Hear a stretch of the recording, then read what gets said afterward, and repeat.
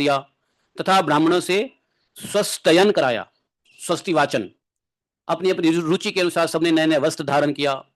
इसके बाद सुंदर सुंदर आभूषण धारण करके सब के सब उन कुश आसनों पर बैठ गए जिनका अगला हिस्सा पूर्व की ओर था।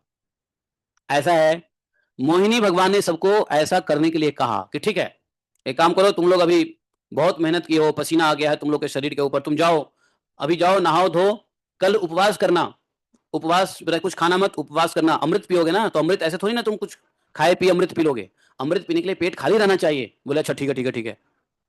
सबको भगवान ने भेज दिया। अगले दिन सब आए नहा धो के, नए नए कपड़े पहन के, शाम का समय था, उपवास करके सब आए, कोई खाया पिया नहीं, खाली पेट आया अमृत पीने के लिए। समझे? मोहिनी ने जैसे जैसे आदेश दिया वैसे वैसे सबने किया। जब देवता और दैत्य दोनों ही धूप से सुगंधित मालाओं और दीपकों से जगजगाए भव्य भवन में पूर्व की ओर मुंह करके बैठ गए, तब हाथ में अमृत का कलश लेकर मोहिनी सभा मंडप में आई। वह एक बड़ी सुंदर साड़ी पहनी हुई थी और धीरे धीरे चल रही थी। नितंबों के भार के कारण धीरे धीरे चल रही थी। आंखें मद से विहल हो रही थी। कलश के समान अस्तन और गज शावक की शूढ़ के समान जंघाएं उसके स्वर्णपुर, नुपुर, नुपुर कैसा सोने अपने झनकार से सभा भवन को मुखरित कर रहे थे।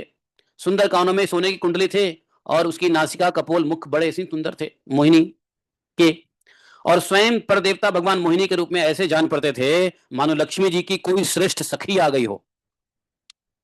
मोहिनी ने अपनी मुस्कान भरी चितवन से देवता और दैत्यों की ओर देखा, मानो क्या वास्तव में लक्ष्मी जी की सखी ही है। भगवान लक्ष्मी के सखा ही है, सखी ही है, नहीं, और पति ही है भगवान। तो मोहिनी ने अपने मुस्कान भरी चितवन से देवता और दैत्यों को देखा, दाएं बाएं, और तो वे सब के सब मोहित हो गए। जब मोहिनी ने सबके ऊपर अपनी नजरें घुमाए तो सारे असुर लोग हैं प्रसन्न हो गए। देवता नहीं प्रसन्न हुए। देवता को, देवताओं के अंदर इस तरह की कोई काम भावना नहीं है, लेकिन असुर लोग बड़े प्रसन्न हो गए। देवता लोग जानते थे कुछ ना कुछ भगवान ने कह दिया था मैं कोई जुगाड़ करूंगा। देवता लोग समझ गए होंगे कि भगवान कहीं कुछ चल रहा है, माया मोह। लेकिन असुर लोग का जो है मन तो और मचल गया, समझे, सबके सब मोहित हो गए असुर लोग।